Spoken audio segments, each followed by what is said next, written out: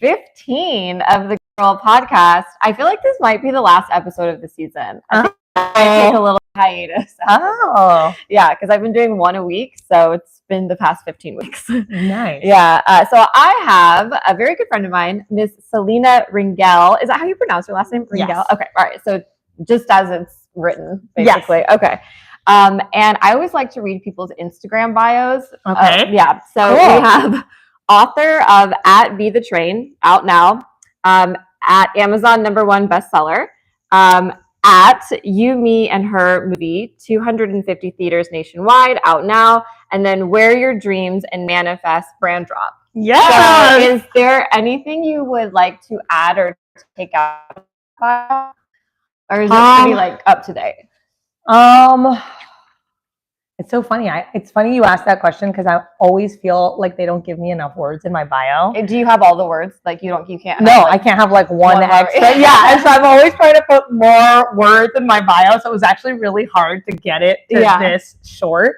And so I'm trying to think of what are the other things that I'm always trying to. Oh, okay. I would love for people to know where the movie's out. The movie's out on Amazon and on Google Play and on Apple TV. What is Google Play? That's like a station? Or yeah. Oh, wow. Yeah, it's another streaming platform. And it's also out on Amazon. And it'll be out on Stars on September 1st. How exciting. Yeah. So you have and by the way, this is Teddy. Yes. So we can't ignore the animals here. Okay, I always ask people, Selina, are you a good girl? Oh, I don't think so. No? Okay. I don't know. I guess in some ways I am. Yeah. But I think in some ways I'm not. Like, I guess it defines. I guess it depends how you define a good girl. Yeah. I'm definitely not a good girl in the way that I don't follow the rules. Yeah. I don't do like what people say you should do. I very much kind of make my own way. I think I'm a very intense, like I'm intense. I have a lot of opinions. I'm very, and I don't know if like, I guess when I think of a good girl, I think of someone who's like quiet and listens and does what other people tell them to do. So in those ways, I'm not a good girl. Yeah. I am a good girl in the sense that like, I'm a loyal wife. Yeah. I think I'm a good mom. Yeah. I am very responsible. So I think in that way, I'm a pretty good girl. Yeah. Did you grow up religious? No. Oh. So no, I am Jewish. Oh, okay. And both my parents are Jewish. Okay. But we grew up very Jewish. So what that means is we didn't do a lot of the religious part of being Jewish. So I'm very spiritual. Okay. But I wouldn't say religious. Okay. Yeah. All right. And you're from Mexico. Yeah. Okay. So my dad's Mexican, my mom's American. I grew up in Guadalajara. Oh, wow. What was it like growing up Jewish in Guadalajara? Actually, is there? Yeah. Well, it's interesting. So there's a very big community of Jews in Mexico City. Okay. In Guadalajara, not as much. It's very small community in Guadalajara. But yeah, I think it wasn't so bad for me because I had a good group of girlfriends that I really love. That were not very religious either. Okay. So because usually people are Catholic. Yeah. So and they are Catholic. Okay. But they're not very religious. Yeah. So and I think like it kind of depends. Like I know my sister, for example, in her class, they were more religious, and so it was a little bit harder to be Jewish. You know what I mean? So I think it just kind of depends, like who's next to you, whether it like feels like you're different. Yeah. Do you know what I mean? Yeah. But for me, it wasn't so bad. But a lot of people that grew up in Guadalajara that are Jewish at like a certain age go to Mexico City to like find their partner. Aww. Yeah, because it's like there just aren't a lot of options in Guadalajara, so you kind of get sent off to the bigger city. Yeah. Yeah. Did you, when you got, because you're married, and we'll talk about that later, was that a priority for you to find another Jewish person, or no? No. So again, not for me, okay. because we weren't very religious. Okay. But I did end up marrying a man who's half Jewish. Okay. Who actually grew up more Jewish than me. Oh wow. So he actually did Shabbat dinner every Friday, and I didn't, which is interesting. Yeah. So what brought you? Well, how long have you lived in Los Angeles? I moved here in 2008. Okay. So, I don't know. Me, that's 17 years. Okay. Yeah. So there we go. Yeah. I don't know how old am I? You initially came out here to be an actress. From where were you? Guadalajara. Okay. Yeah. Wow. So tell me what prompted the move, or what was the move like, or Yeah. So and also I went to boarding school in Switzerland. Oh wow. Yeah. But what prompted the move was, so I had done a lot of kind of acting and modeling stuff in Guadalajara, and I thought that it would be easy to move here and do it at a bigger scale. And how old were you when 18? Wow, really? Yeah. But I went to LMU. Okay. For undergrad. Okay, so you went to school. Yeah, so I was in school, and then I was doing all these auditions and stuff like that. I definitely had my La La Land moment where I looked around and I was like, oh my God, everyone looks like me. Everyone's been doing it for longer than me. This is actually really hard. You get in the car for an hour, then you wait for 45 minutes in the waiting room, then you get 2 minutes to do the thing you're supposed to do. But isn't it crazy that actors these days will never experience that again? Yeah, because everything's online, right? Yeah. It's crazy. They'll never go to a lot. Yeah. They'll never have to park at a a lot and walk across a lot. Yeah. Yeah. No, it's changed so much. It's like we lived the old Hollywood days. Yeah, that don't exist anymore. That's true. Yeah. And what's also crazy about my journey is that in that moment, I actually gave up pretty soon. Because I felt this is really hard. This is really disempowering. I'm just going to be a producer instead.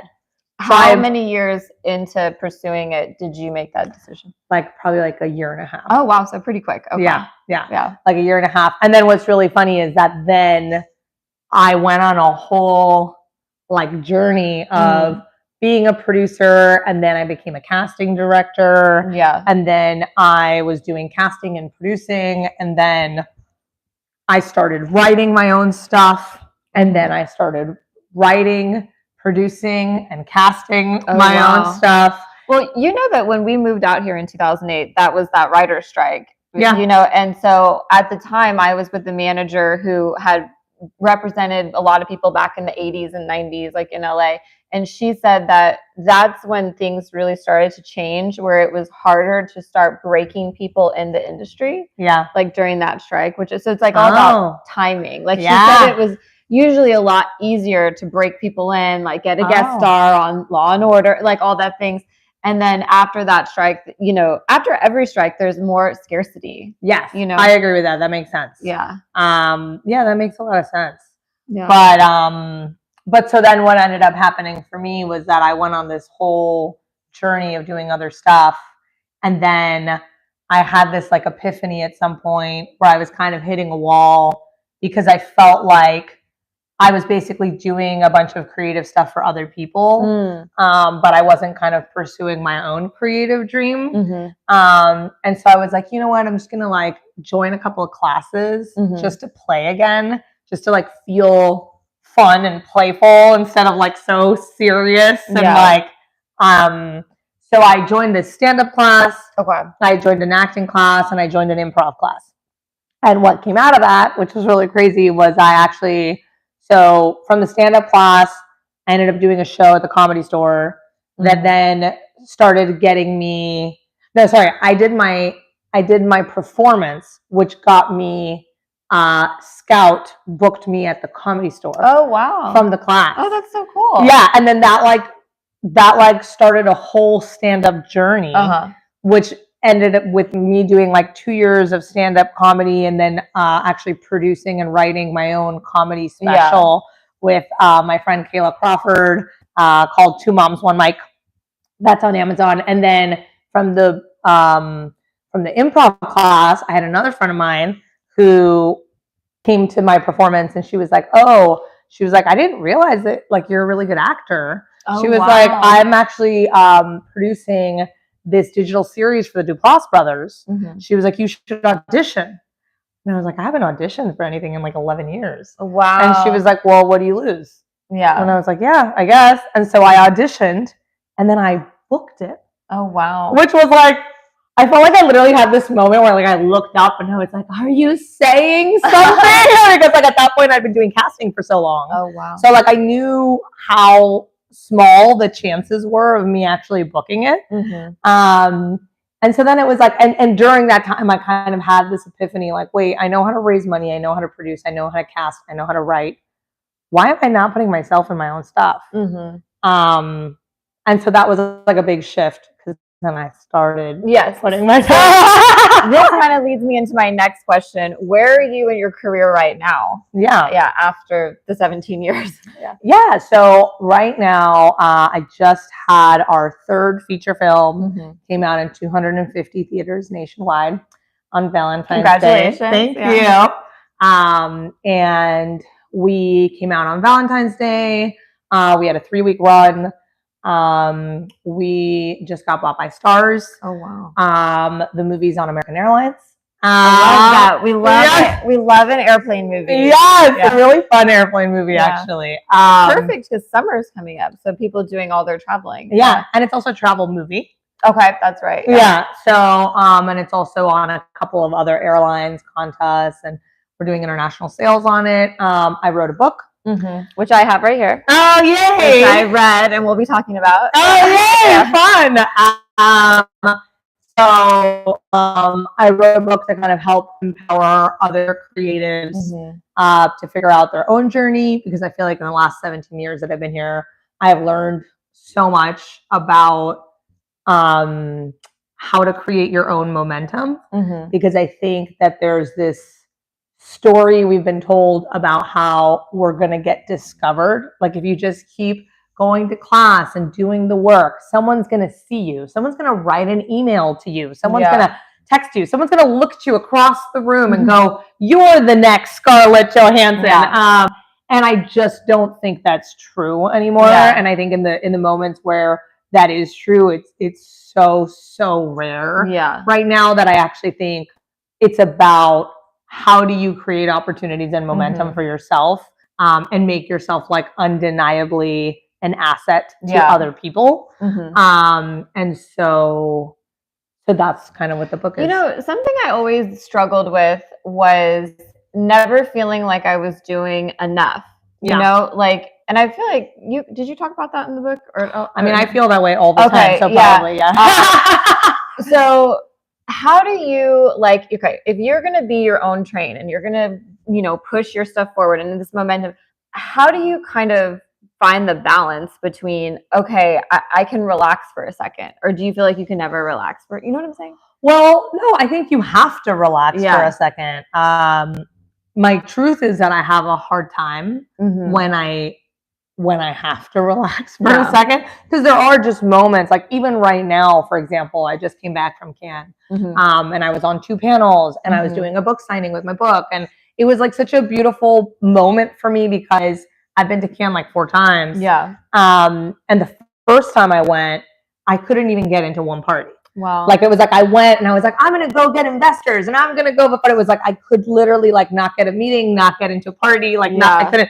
And then I remember I would like sign up to go do these things to see these panelists and to see what they, and it was like this time around, it was like literally I had so many parties, like it sounds stupid, but like I literally couldn't attend all the parties because I didn't have enough time. And like I was on the panel and all this stuff, and all of that was like amazing. And still I come back from a trip like that and I still am like, oh my God, who am I? Like, what am I doing now? Like, and that's so weird because I would want to believe that that feeling goes away. Like that the not enoughness goes away, or that at some point you go, no, I get to relax right now. But instead of feeling like I get to relax, I like still have a lot of problems with like my own identity when I'm not in my doing.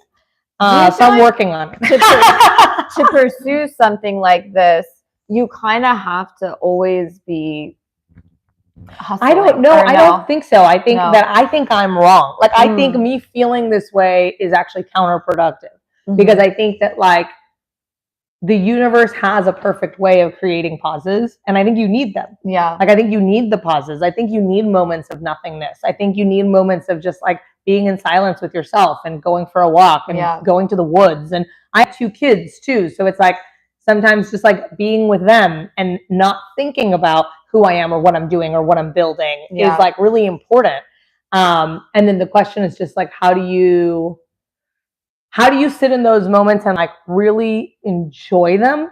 Because like they're there for a reason versus feeling like you should be doing something else or you should be doing more. And that's the part that I'm really working on because I actually think that's healthy. Like, I think we need that. And I don't think that, I think the opposite just leads to burnout.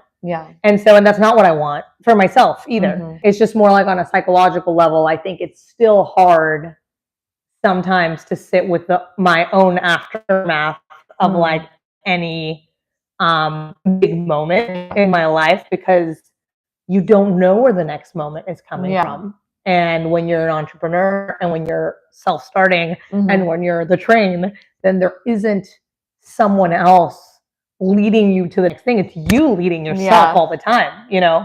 Yeah. I mean, I do think that's such an important message that I wish that maybe they would talk about in school more for, you know, like acting students or directors or writers, that it's like, you know, you are the person. It's not necessarily your manager or your agent, but it's like you are always going to have to be the person that is pushing this thing along. You know, like nobody ever tells you that. No.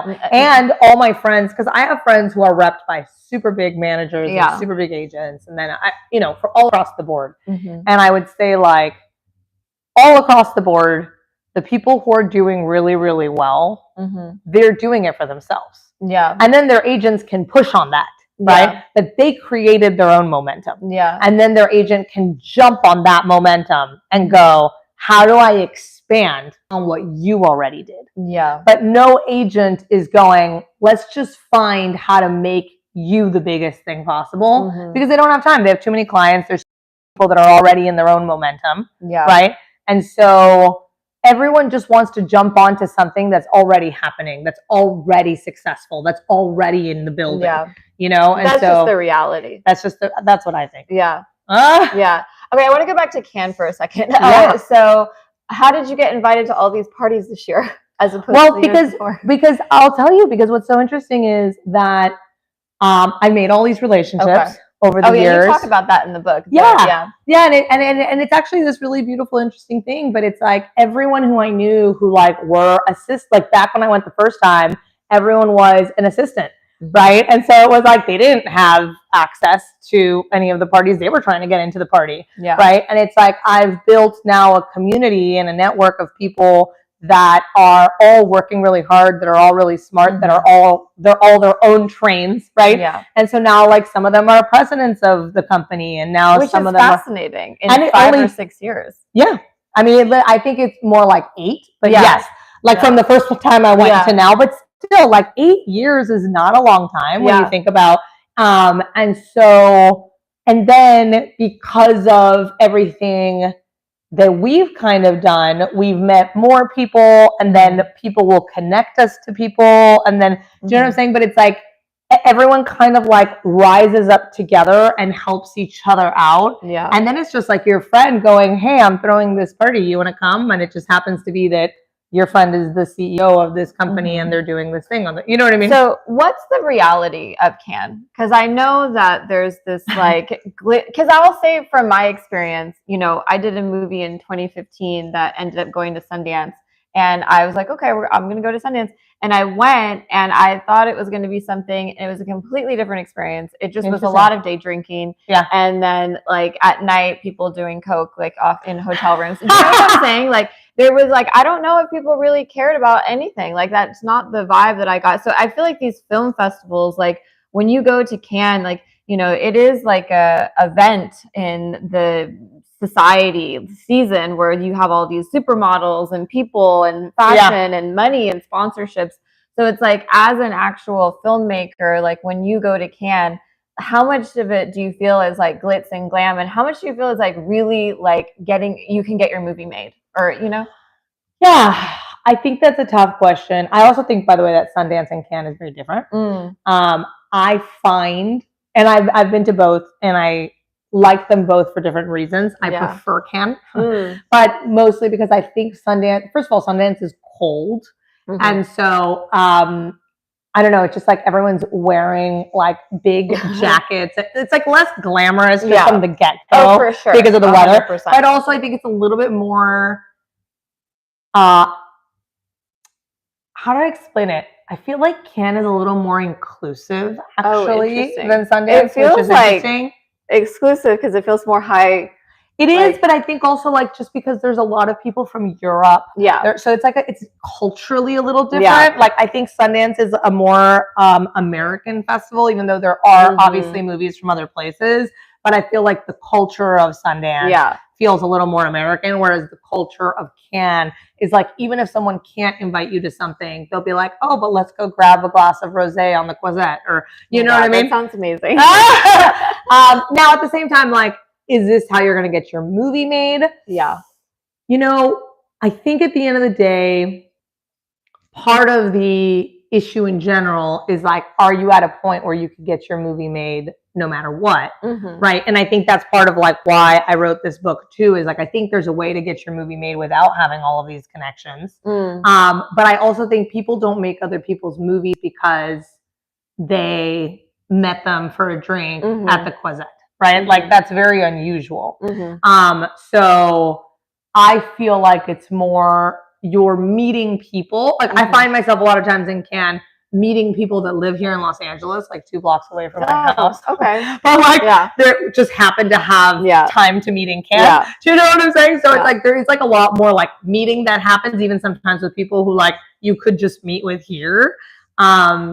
But so do you feel like it's more like when you go to these festivals, like as like a filmmaker, an entrepreneur, like you're basically just going for networking, like, talking about and then see where any leads lead? I think it can be that. And then I also think that if you have something specific, it's helpful. So like, I think when it's broad, it's actually a little bit less helpful in my opinion, just because you can't always meet people anywhere about anything.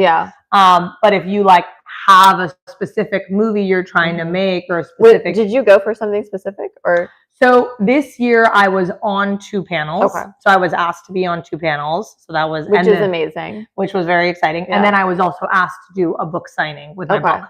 So I was there as like a presenter. Which is a good way to be there. Yeah. And it's the first time I'm there in that context. So like, for example, the last time I was there, which was like maybe 3 years ago, I was there to raise money for this film that just came out. Don't you feel like the tables have turned? It's like now probably after you get done speaking, like people are coming up to you. Do you know what I'm saying? Instead of like you. Like, No, I mean, and it's funny because again, like speaking to like the not enoughness that I think we all feel as artists, or that a lot of us feel as artists, it's like, it is so interesting because I do now have these moments that like I wanted my whole life in some way, like to be able to inspire someone else or help someone else on their journey, or to like feel like there's something that I can say that imparts some sort of wisdom or some sort of, you know what I mean? And like, I remember thinking like one day if I could be on the panel and I could have something valuable to add to the table, and and then it's like, and I love those moments. I mean, it was amazing. And then it's like, still after all of that, I still come back and I have this like empty feeling sometimes where I'm like, oh man, am I doing enough? Like, am I like, where am I going? Like, where's this all leading? Like, am I, and it's just so weird. Would there be something that like would have happened that would have made you feel different? Do you know what I'm saying? Like, like, I don't think so. I think it's just that I think that as a creative person, there's just so many ebbs and flows. So there's moments where you're on super high adrenaline and you're like doing. And it's like exciting. I'm here, I'm there, I'm talking to this person. And then all of a sudden there's like the pause, Yeah. which is like in between that moment and the next moment, there's like this moment of nothing. Yeah. And I think learning to sit with those moments and actually like, I would advise people to like have a hobby and like things that like they care about outside of their work, outside of their creativity, because we put so much of our self-worth onto our creativity that I feel like in some ways when we're not in the doing, we can like feel like we're somehow not worthy or we're not doing enough. And but it's inaccurate. Like I'm not saying that's the truth. I'm just saying that's the feeling I'm fighting. Yeah. So what's going on right now? Like what are your goals? Like what are you working towards right now?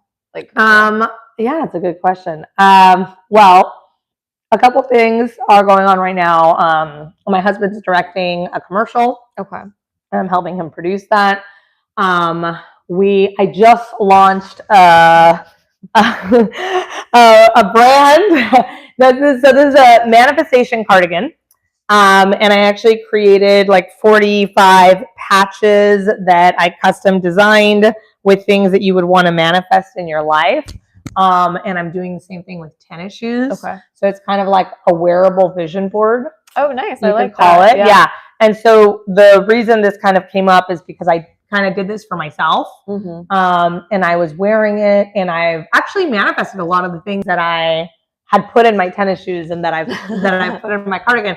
But I'm a very big believer in energy and in like putting the right energy on.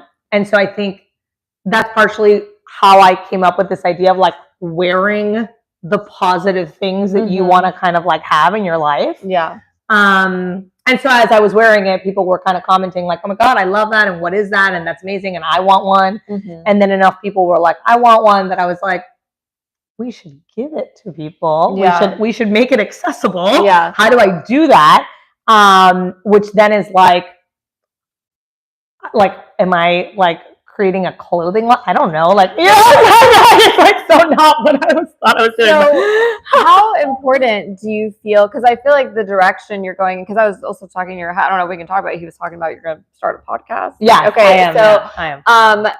How much do you feel like is, as a creator, the brand, like kind of obviously like what you're writing, and then the brand that you're selling there, but then also the brand of you, like as the podcast, and then the merch, the drop. Do you know what I'm saying?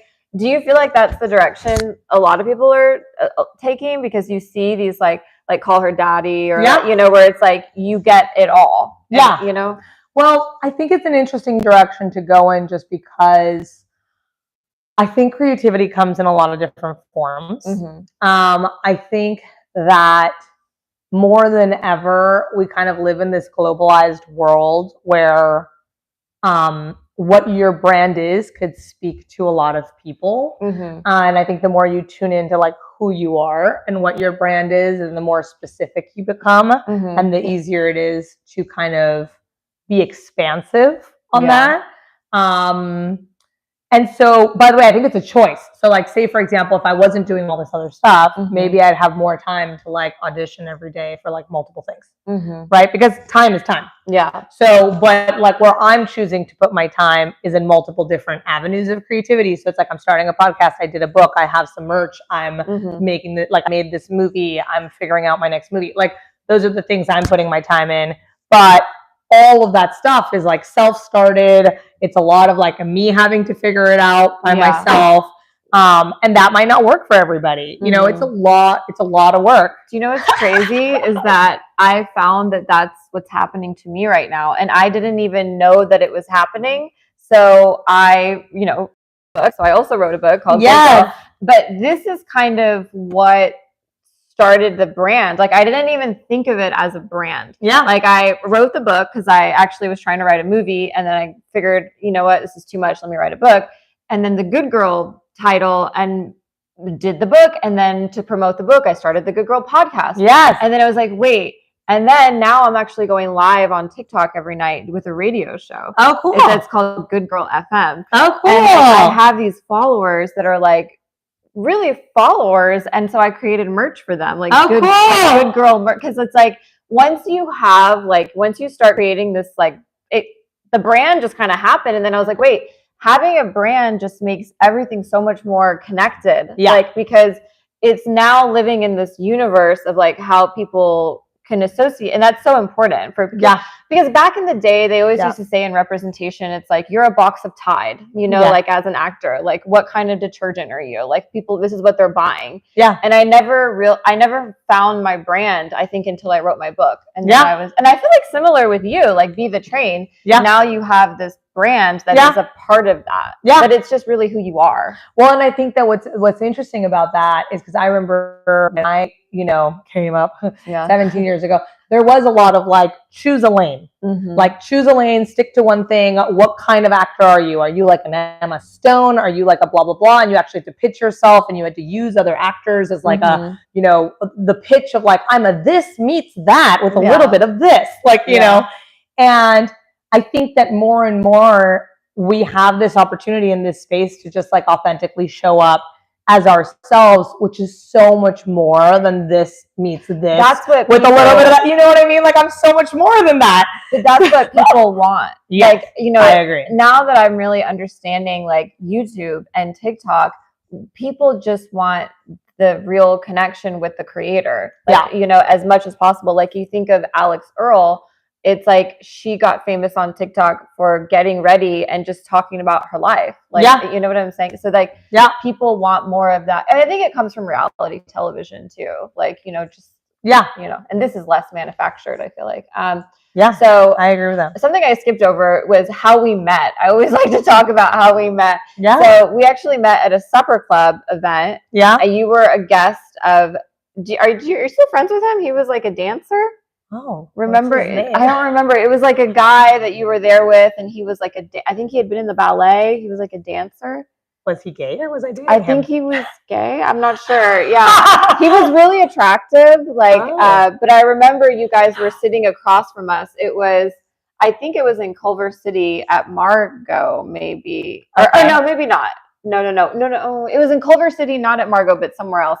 And you were his guest, and I had just started dating this guy, and I was his guest, and that's how we met and we connected. And I remember we shared info because you were in the entertainment industry, and then I think I reached out to you like maybe a year or two after that because I had written a screenplay and I wanted you to like read it and give me notes, and we met up and you did. And then now you kind of came back around for me because you were a guest on a woman's podcast that I had emailed them about trying to be a guest on. Oh, and then which podcast? I would have to like look, but I can put you in touch. Yeah, well, she did get back to me, and I am supposed to be on it. Okay, maybe I can't remember it, but so you came back around in that way, and then I like checked out your Instagram and I saw like the movie because I think I saw the press kit or the kits that you were sending the influencers that people, because I think my friend Fernanda opened one like I love and her. I was like, look at her go, like all the things. But thank you. So it's interesting, like connections and like reaching back and like seeing people and kind of, I don't know, like the timeline of things. Like, well, and even like, back to what we were saying before, it's like now you've written your own book, you have your own podcast, like you have your own merch, right? Like all of this stuff. Whereas like a couple of years ago, you didn't. Just trying to make a movie. But what I'm saying though is like, so when we talk again about like this whole can thing is like this experience of just like, you meet other people who are like-minded, who are go-getters, who are trying to make something.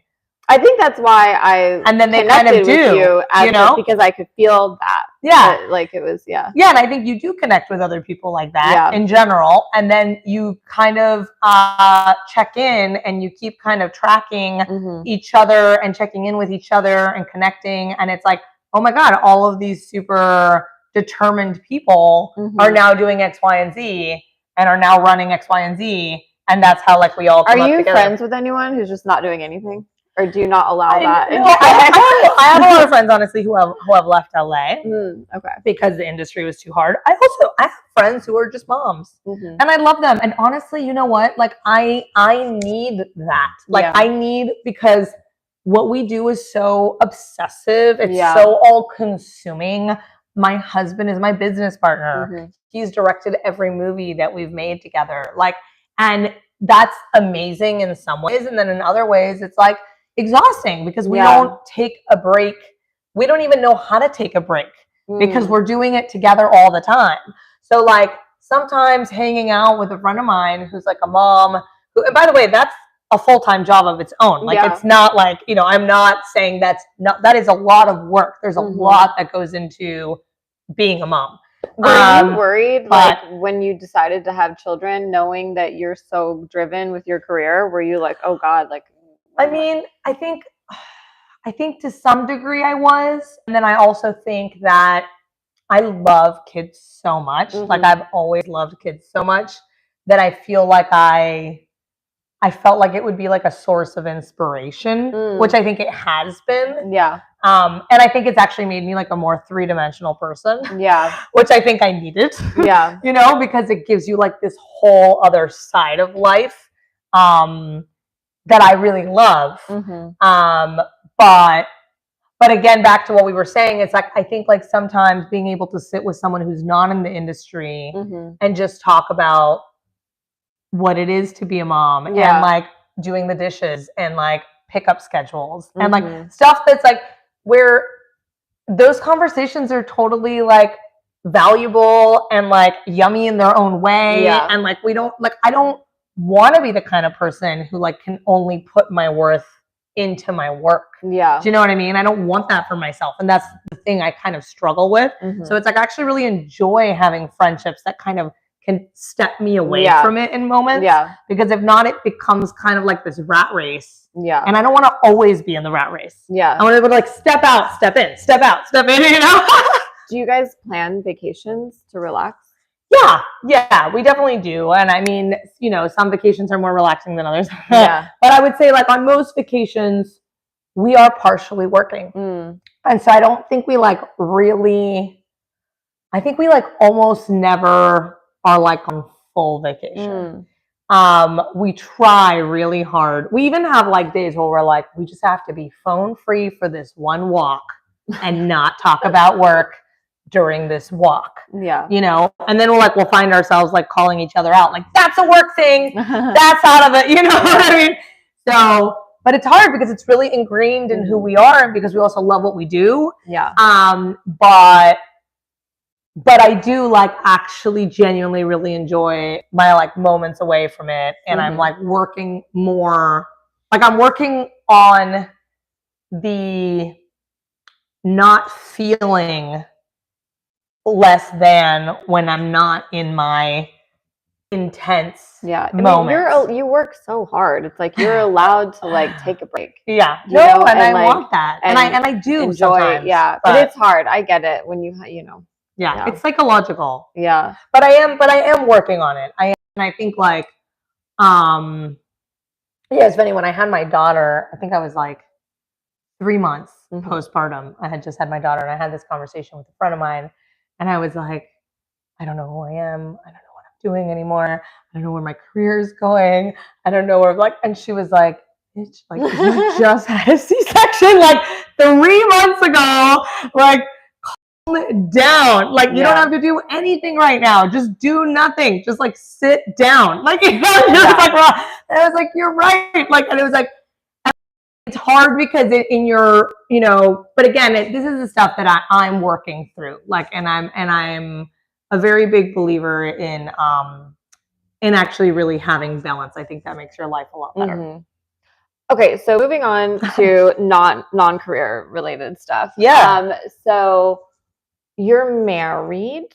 Yes. We can read some of these comments too. The YouTube comments are very you know, interesting. They are interesting. So you're married. How long have you been married for?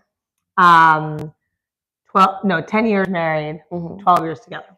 Oh, so just 2 years, then you got married. Yeah. So what was your dating experience like before you met your husband? Well, I dated a lot. Yeah, I mean, I met my husband when I was very young. I was 22. Oh my gosh. Yeah. very young. But I always say I had been around the block. He doesn't like that. But I feel like I got it out of my system. Yeah. I dated a lot in LA and I really enjoyed dating. And I met a lot of very interesting people. And then, and then when I met my husband, we both did our masters at AFI. So you met in school? Yeah. Okay. We met in school. Yeah. And then I felt like, you know what? I've done my dating and I'm okay to, But I mean, I would look back and I'm like, oh my God. And he was 22 is young. Ready to get married? He was 26, 27. And then he proposed 2 years later. So, but he was a marriage mindset. Do you know what I'm saying? Yeah, I think he was. Yeah. And I think also that when we started dating really casually. So when we started dating, I actually told him I didn't want to be in a relationship at all because I was really focusing on my career. And so I was like, I'm not trying to like date. I was like, we can like have fun. Yeah. But, like, oh, wow. Yeah. I was like, and I like gave him I was like, one rule, you can't mess around with anyone in school because I'm not trying to like have drama. Yeah. I was like, but we don't need to be serious. I'm focusing on my career. Yeah. And he was like, deal. I was like, okay. Yeah. And so then like, we kept like hanging out and we kept like, doing things together. And then we started working on projects together. And then it's like the next thing we knew, we were like basically living together. Oh, wow. And then it was like, all of a sudden he introduced me to someone as his girlfriend. And I was like, okay, I guess that makes sense, And then it was like but it evolved very naturally like that. It wasn't, and it's interesting because I had dated a lot of guys who were like really great dates and were like really like the life of the party and like and my husband is very much like, he's more like an onion. Like he's more introverted and it takes a long time for him to like really show up as himself and he needs to be really comfortable and he doesn't just kind of tell you who he is on the first date or you know what I mean? Yeah. So is that how you are? You tell people who you are? Oh yeah. I don't even know how to not do that. What are your parents like? I'm just curious because like you have such a vibrant personality. Are they also like you? Are they quiet or what are your I think my mom is very vibrant. Yeah. She has a lot of energy for sure. And my dad is more quiet. So maybe a little bit more like my husband. Oh, interesting. He's very smart, which my husband is too, and very like visionary. So he thinks a lot about things in like a big perspective way. But he's a lot more thoughtful about when he speaks. Your dad? Yeah. He speaks when he has something to say. Like he's very, whereas like my mom is very loud and very fun and very positive, very intense. Yeah. my mom is very intense. So, wait, which one's the Latin one? My dad's Mexican. Okay. Yeah. And your mom is what's your name? American. Okay. Yeah. Yeah.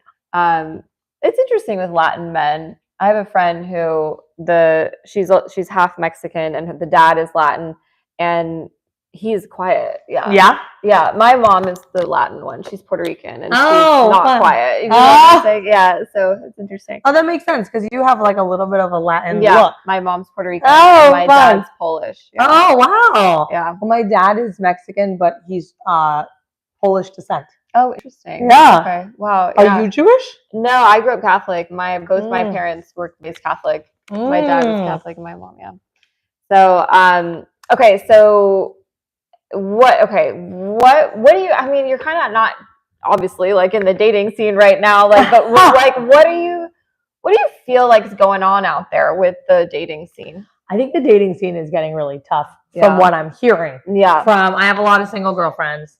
I'm hearing it's getting really tough. I think a part of it is because we're on our phones a lot more. And I think there's a lot more apps, obviously. So I met my husband before there was even Tinder. Wow. So like, I think what that does, even though in a way I would assume it's fun and nice to swipe through people that you find attractive, it also makes it so that there's so many options that it's really easy to feel like nothing's ever good enough. And I think that even when you do end up with someone, there's always, no one's perfect. And I think that there's this thing where I am a big believer in like, don't settle and make sure that this person is right for you. But then I'm also a big believer in like, and if it doesn't work, then get a divorce and start again. Like, I don't know. I just think that like, it's who you are today and who you are 20 years from now might be a completely different person. Yeah. And you can't know that in advance. All you can do is like show up every day and see if you still feel connected to the person you're with and check in and try your hardest. And I think that like the parameters have gone up so much for what people want or like the expectation because there's so much available to us in a way that didn't exist. And then also maybe we're more inside of ourselves because we don't have to like go to a bar to meet someone.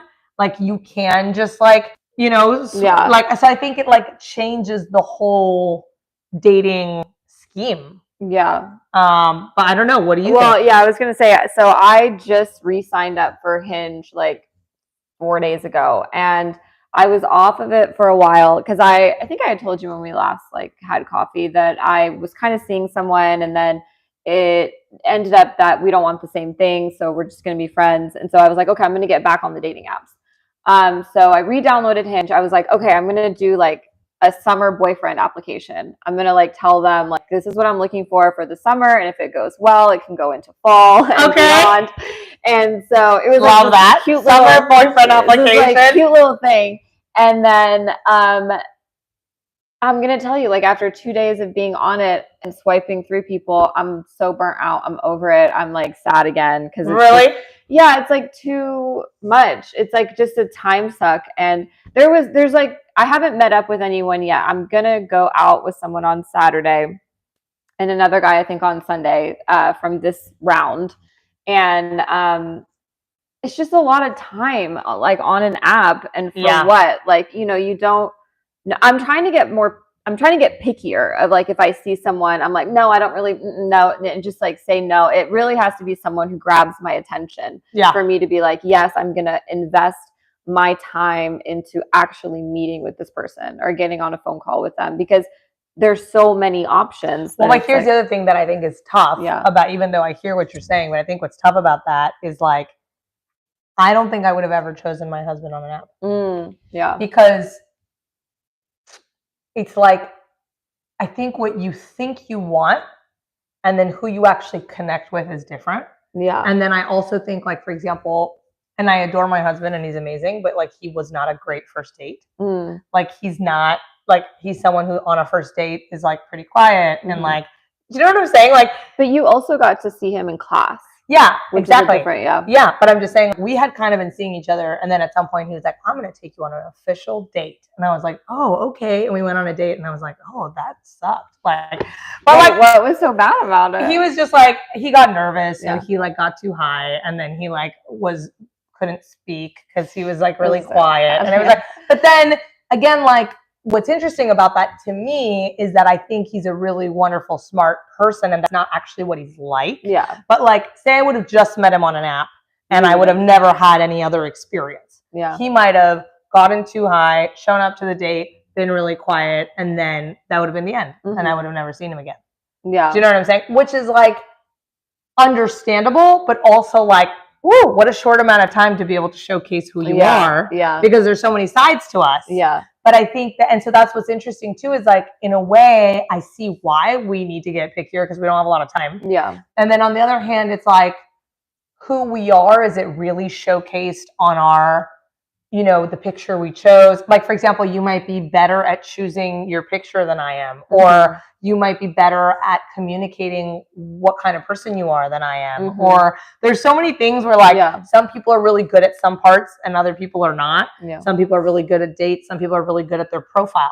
Some people are really good at, Well, what it made me realize was like, I need to get back out into the real world. I need to sign up for beach volleyball, or like I need to do something where, because I'm not in school, I don't go to work with other employees. Yeah. Like that's how you meet people usually. Yeah. So it's like, I need to sign up for group sports.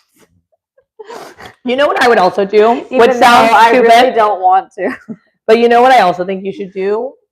Which sounds like weird, but I think could actually be really good, is if you sent a text or an email to a couple of people that you really like as people, just like friends. Yeah. And just be like, hey, if you think of anyone that I would like, let me know. Yeah. I'm currently single. Yeah. Like I'm no, and like not in like a weird, like genuinely, like I would rather be put in touch with someone. Is this in the book? It should be. No, like, we need to talk about. But I feel like the thing is that you're a lot more likely to find someone you like through someone you already like. Yeah, no, that's true. And I try to go to. I feel like LA is so quiet these days. Like no one's having parties anymore. Like I'm not like going out, like meeting people. And then the other day I did go out to Jones to my friend's 40th birthday, and I met the most atrocious man. Like just the epitome of LA fuckboy. Like really? And I was just like, wow, I didn't know you guys actually existed in this capacity. And it was like, whoa. It was very eye-opening actually. Really? Yeah, he just was terrible. Really? Yeah. And some people are terrible and they're like, I'm terrible. Just so you know. Yeah, he kind of was. I was like, oh, like, let me tell you. And you're like, I guess thanks for telling me. Yeah. I do feel like LA has quieted down. I feel like everyone's in New York or London. Sometimes I feel, but I know it's hard to date there too. Like, I think it is. I think it's hard anywhere. And I think big cities are even harder. Yeah. But I think that meeting someone through someone you know is always a better chance. Just because, like, if you like me and my taste, and then I think there's someone who's really kind, do you know what I'm saying? Yeah. Like, but then on the other hand, I agree with you that just like going out and doing stuff, but it's hard because it's hard to go out and do stuff, especially like, what exactly, like it's got to be something you really love, so you connect on that. Okay, so I'm gonna be 40 in August. I really would like to get married. I like being with the same person. I would like to experience marriage. I would like to have kids if it's still possible. Like these are all things like I would like. Do you feel like in today's day and age and economy and everything that people are just not really wanting to do that right now? Like get married, have kids, because like times are. I think that some people are not. And then I think some people are. And I think it's just about finding the people who are. Yeah. You know, I don't think it's like no one wants that. I think a lot of people do want that. Yeah. And then I think there's also like a whole group of probably divorced men who have like gone through it and know what it's like to be in a committed relationship. I think, it's like there's always going to be people like you. You know, it's just like you don't have to go for the people who are not. Like you don't have to go for the people who don't want that. But I just don't know if there's as many people out there these days that are really looking for marriage and kids. Because maybe less people are looking for it. But I don't think that means that. I think there's still gotta be a good group of people looking for it. Yeah. I think so. Well, okay, my next question is about money. Yeah. So what is your relationship to money? That's an interesting question. Yeah. Well, yeah, it's interesting. I think I have moments where I feel very good with my relationship with money, and then I have moments where I don't. And I think being an entrepreneur has a lot of ups and downs. And so there's moments where you feel really flush and you're like, oh, I'm doing great. I can buy all these extra things. And then there's moments where you're like, oh my God, I'm building again. And I don't have the money I thought I had. And now I have to start thinking again about X, Y, and Z. Yeah.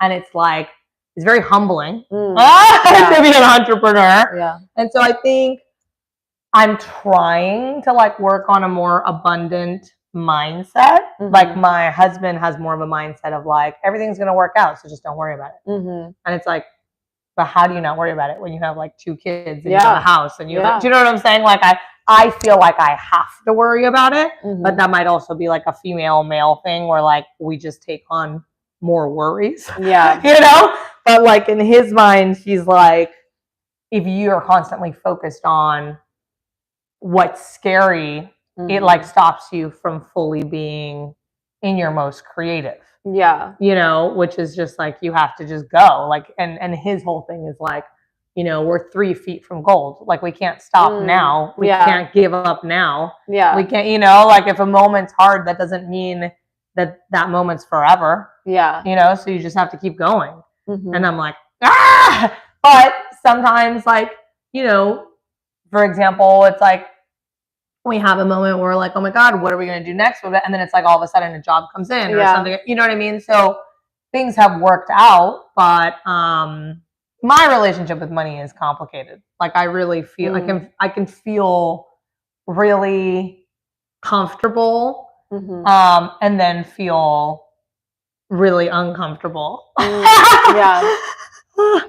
And so I don't know. And I don't know if there's like a way, and I think also that I think money is opportunity. So like to me, more than stuff, money gives you the opportunity to spend your time where you want to spend your time. I think that's the biggest value for money. Like it's like, you know, obviously there's safety, there's security, and then it's like once you go up the ladder of like what money can be for you, right? It's like you could buy stuff or you could eat good food or you could, there's all these different things you can do with money. Yeah. But to me, a big way of how I see money is like, how does money give me the capacity to use my time the way I want to use my time? Yeah. And I don't think everyone sees money that way. Yeah. I mean, I think that's something, okay, so this is stuff that I talk about in the book. So I talk a lot about moving to LA and wanting to pursue this dream, but also career and financial, because like, you know, I came out here on my own, like not really with the support of my parents or anything like that. And you come out to LA and it's like, there's this scene, you know, and you're a struggling actor, you know, and sometimes you work and sometimes you don't work. And money is always this constant, but within the industry, like as a writer, a director, an actor, it's like you never know like when you're going to get your next job, but you always kind of have to be in this mindset of I do believe that. I do believe that there is an energetic connection to money, like how you're feeling and whether or not money is coming your way or not. Yeah. Because I have experienced that. Yeah. But the relationship that people have to money and like, you know, just how they feel about themselves, their own self-worth. Yeah. You know, because there's been times where, especially in dating, where I'm like, okay, like I want to get married and have kids, but like I'm not bringing in a ton of money right now. So it's like, is that even responsible of me to want those things? Like, because it needs to be more 50-50. Like, you know, like money is such an important factor in dating and so many different things. Because I feel like we don't talk about it as much. I feel like publicly anymore. Because like I always say like back in the day, like Jane Austen, it's like, yeah, there was a dowry and there was like, you know, like there was, and I do think that that's still around. It's just people don't talk about it as much. Yeah. But like that's still a reality, like that we face like in this industry and also in dating and in life. And I feel like now, especially with like all these billionaires and then there's like very poor people, you know, it's like you see all these people with private jets now and like like how does that make you feel, you know, like I don't know. It is. I agree. I think it is hard, and I think actually one of the hardest things about what I see my girlfriends struggling with that are single is exactly that. Is they want a family, they can't necessarily afford it on their own, so then it becomes a factor when they're looking at who they date, which makes sense because it's kind of like has to be a part of the equation, or then they don't get this other thing that they really want. Or they would have to get this thing they really want in a way that would be really uncomfortable to them. Which, by the way, a lot of people do. There's nothing wrong with that. But it's just like they would really love to do in a way where they're not really stressed out all the time about all of the expenses that come with it. And so, and then I think that the men who do have a lot of money are usually the ones who don't want to settle down. Because they don't feel the same need.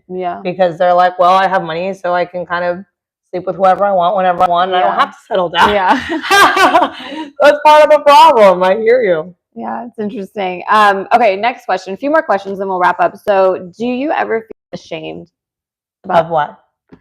About anything? Like, do you ever feel like, is there anything that makes you feel shame, or have you ever felt shame, or like, you know, about anything in your life? Shame. I'm trying to think. I'm pretty shameless.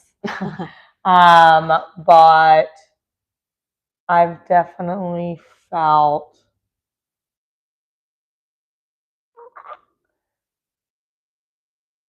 I guess the word I would use is vulnerable. Mm-hmm. So like, I don't know if shame is the right word because I feel like I don't. Well, I guess just what is shame?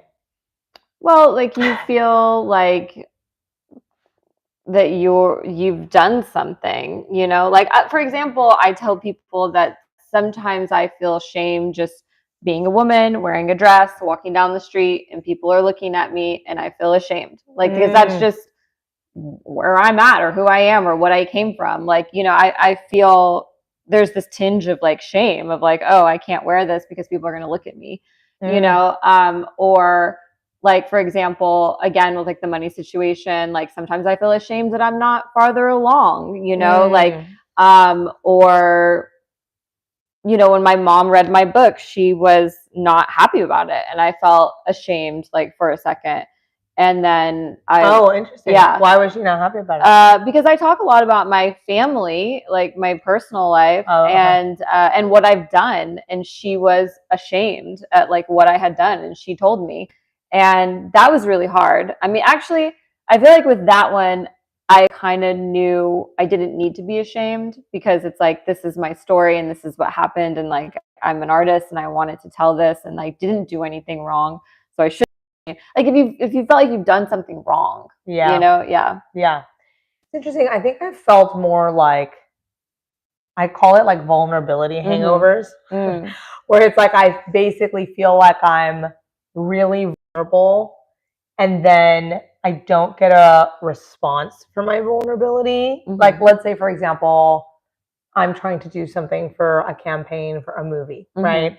And I write this like super personal, like authentic email where I'm like really vulnerable about myself, but I'm also trying to like reach out to this other person and explain like why I think that it would be a really good collaboration. And it's like, and then I don't get a response. Oh, interesting. And I feel like this huge like vulnerability hangover, like, oh my God, I shared too much and I said too much and I went and I was too personal and I was too, and now like I just feel like it's almost like I feel like I had sex and then like I just was like left naked in the room and like they just left me there. Like, you know, like that kind of feeling. Yeah. So like I get that more. And I'll get that in like different contexts where it's like because I put myself out there a lot and I don't always, you know, get the response that I'm hoping for when I put myself out there.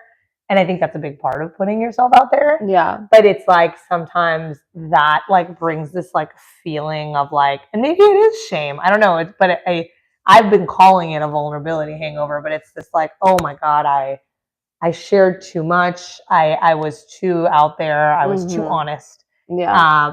People don't want that, or you know what I mean? Do you feel like people don't want that, or you feel like people want that? I don't know. I feel like I want to believe people want that, and then I think the more authentic you are, the more some people are going to think you're cringy, and some people are going to love that you were authentic. Yeah. Right? Because you're just like fully showing yourself. And so then you give more space for people to have like a strong opinion, like good or bad. Yeah. Whereas like if you're low key and there isn't that much of you to share, then it's harder to have a strong opinion about you or what you share. Do you know what I'm saying? Yeah. Like I have a very big personality, which I love about. Some people love it, some people don't. And that's like a part of something I have to accept. I can't pretend that like I have a small personality and you know what I mean? And I wouldn't even know how to operate that way. You know what was interesting? there was I think they were doing some sort of like panel. It was Meghan Markle, and I'm trying to remember who the other person was on the panel. But the other person, they were doing the panel, and then the other person stopped the panel and was like, I will not do this because like Meghan Markle, I guess, wasn't being very real or authentic or something. And I thought that was interesting because, you know, there is all this controversy over like Meghan Markle and I watched the documentary and I watched, you know, see the Instagrams and stuff like that. But like this, you know, and I guess like they don't want to like, you know, share everything about their lives, but it is like if you feel like this person is like real, you know what I'm saying? And I do think audiences will smell if something feels off or fake or manufactured, or you know, and I agree with that. And then I also think it's interesting that, like, as an audience, we believe we are owed, like, everyone's authentic self. Do you know what I'm saying? Like, we believe we are owed from that celebrity their authentic self. But then we don't take responsibility for the fact that we destroy everybody all the time. That's true. And so I think that there's something really interesting about that. Like, I just posted these pictures from Ken that were, by the way, the best pictures I've ever taken in my entire life. Thank you. I've never looked better in my life. Like, period. I mean, that was the place to do it. Thank you. But it's like, you know, when you're just like, that's my best fucking picture. Like, you just know. You're like, I've never looked better. That's the best picture I've ever taken. And then I had these like random people commenting like, flat chested, no ball. I don't even know what no ball means. I don't even know what that means. I'm like, is that a reference to basketball? I don't even know. But anyway, it was in the context of being a hater. Someone said like 0 size on your Instagram? On my Instagram, which is like people I don't even know. But it was so interesting to me because I mean, thank God I don't actually have like body dysmorphia. I felt very confident in those photos. But I was like, wow, like total strangers took the time to like comment on my photo and say something negative about my body. And that's just so bizarre to me because it's like, who's taking the time out of their day to do that? To like, that lady's flat chest. Like, why? And people obviously do this, right? But like, and I'm not famous, like, but I can't even imagine, like, imagine being Meghan Markle. Like, imagine the amount of comments and the amount. I mean, it's like, she's probably must be like had it worse than anyone in the past decade. Well, and it's just like, and I think all of these people who are famous get like bullying to like a pretty severe degree. And you have to have like a very, very strong, like I think Scarlett Johansson said, like, I'm not on social media because I can't handle it.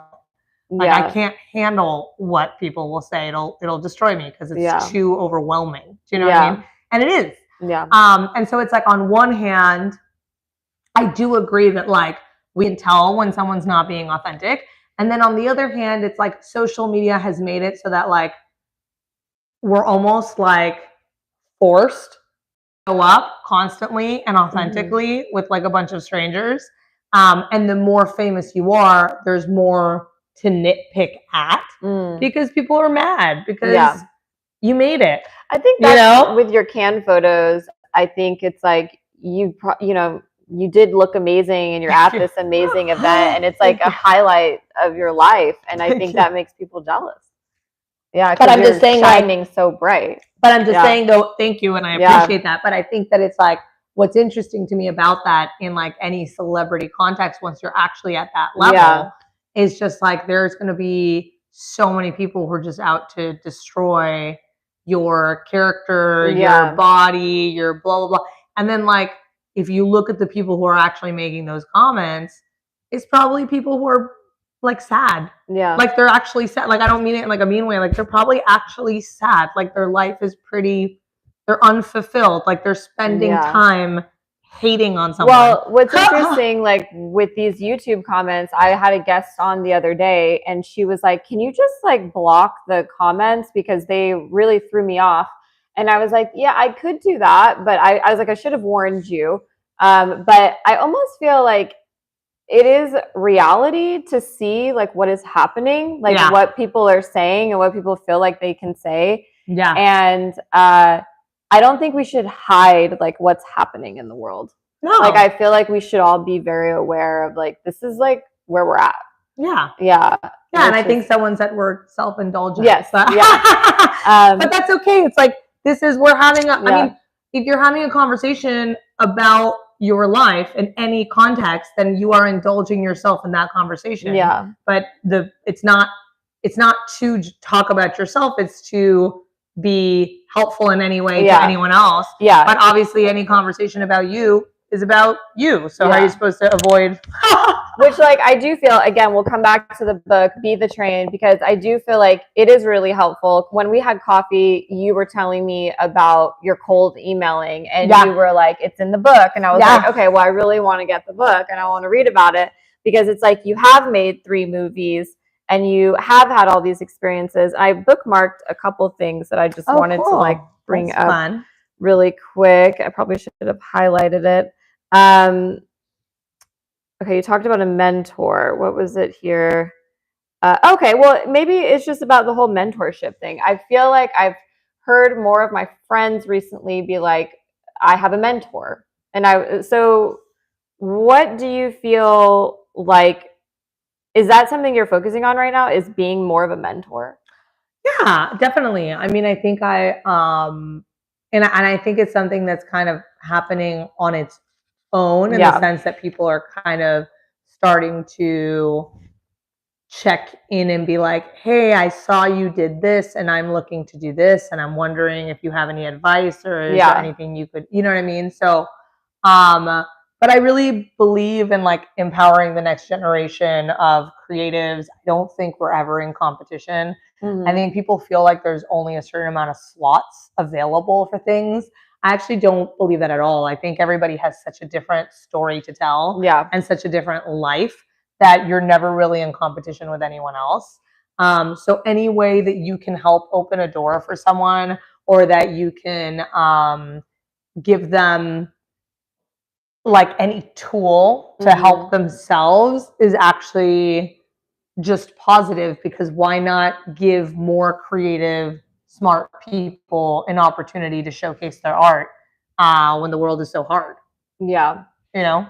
So I guess the podcast that you're going to do, so it's going to go off of this. It's going to go off of Be the Train. Wait, sorry. Oh, go ahead. Is the topic cheese? No. Yeah.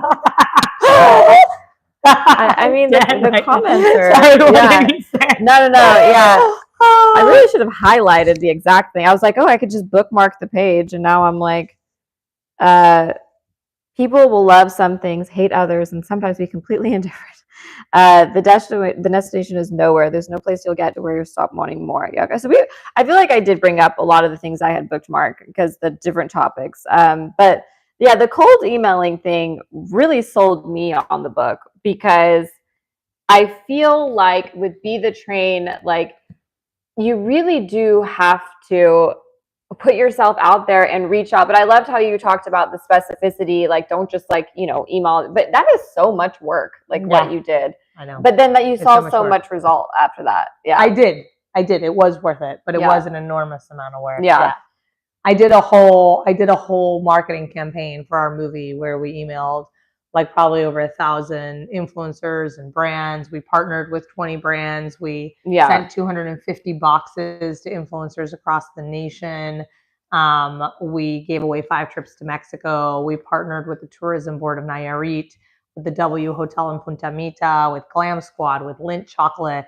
We raised over $100,000 in kind. How did you do all that, like, on your own? I mean, like, because you don't have like, do you have anyone else like working for you? So I have an assistant. Okay. But it was basically, it was like me, my husband, and an assistant. And then when we were in the midst of the campaign, we built out a little bit. So we had like 2 more people helping. But it was, I mean, a lot of emails were being sent by me.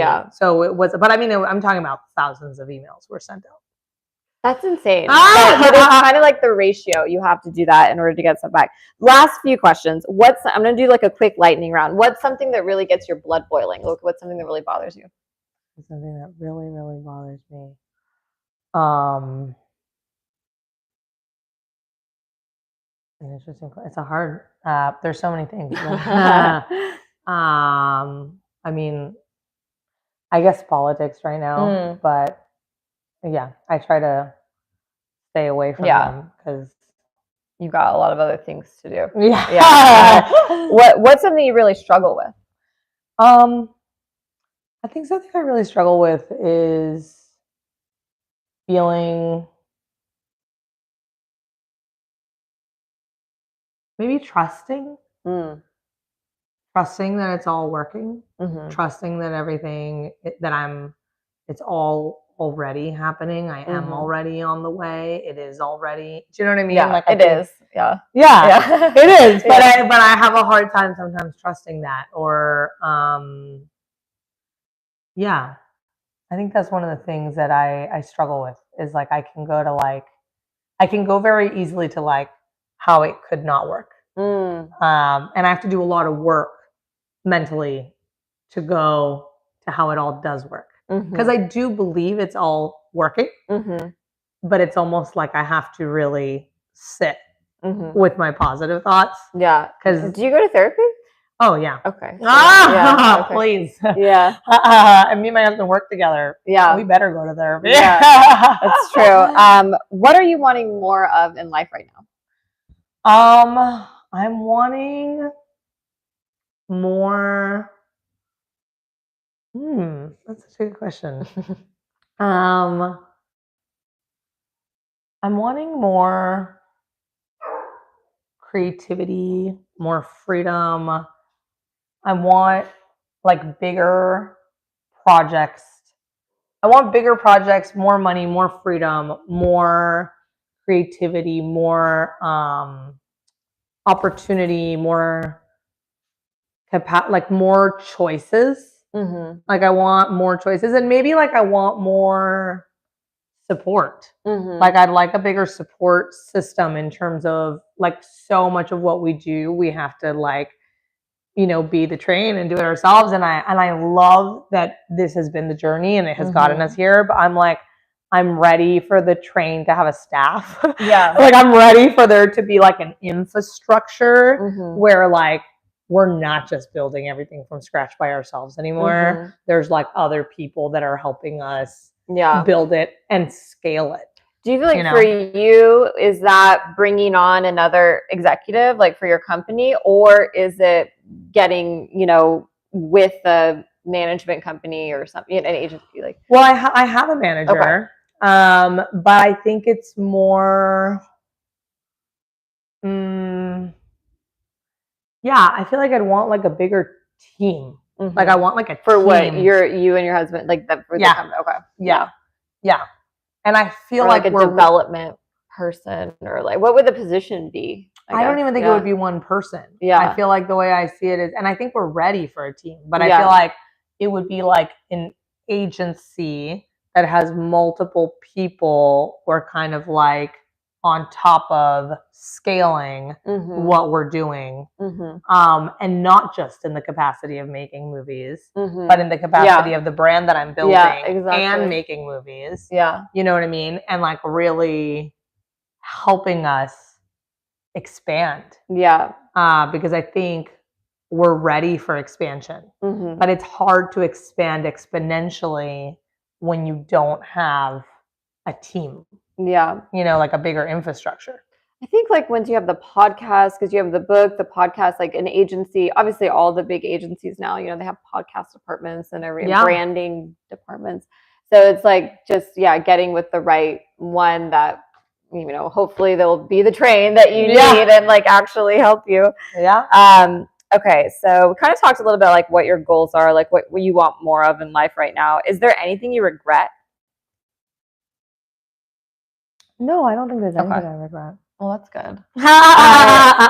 Okay, so last question. I always like to end with, is there something you want to manifest right now? Like you want to put out into the universe of like, and also do you believe that saying it out loud, like in front of other people, is a good thing or a bad thing?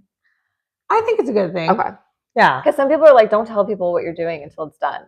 I think that if you're in the process of doing something, I think there's pros and cons. I think if you put it out there, then you make yourself accountable, which means then you have to do it because now you told people. Yeah. Which can be a good thing. Oh, yeah. Okay. Then on the other hand, I feel like it is true that there are always going to be people who bring you down. And so sharing it with people who bring you down is not good because ultimately it stops you from thriving because you're getting negative feedback. Yeah. So what you need is to actually share with cheerleaders. Yeah. And so I think a big thing in life is finding who your cheerleaders are, and making sure you're sharing with your cheerleaders. Okay. I don't know if these are our cheerleaders or not, but is there anything you would like to manifest? Okay, there we go. We got one cheerleader. Oh, okay. Oh, sorry. Yeah. Okay, so give me 1 second. What I would like to manifest. Well, definitely health for my whole family, for everyone I love. That's super important. And lots of love, lots of laughter, lots of expansiveness. Here's my manifestation. I feel like I'm at my next level. Mm-hmm. I feel like I've had a huge up leveling in this last year. So I'm ready for all the opportunities of expansiveness that come with this, with all the work I've done. Like, I know I've done the work to get myself to this point, and I'm ready to like receive all the rewards from that work. And I'm ready to like take on the next version of me with all of its expansiveness, economic and on a brand level and on a creative level and on a support level. Yeah, I think I'm ready, and I think it's coming, and I think and I want it, and I'm ready to receive it. Yay! And you got the sweater to prove it. Yes, yeah. The sweater, and I'm dropping the sweaters, and I'm dropping the tennis shoes. So, okay, everyone, you can find Selina on Instagram at Selina Ringel. You can get her book on Amazon, Be the Train. We'll find out more about the podcast and the sweaters and the tennis shoes, so just make sure you follow.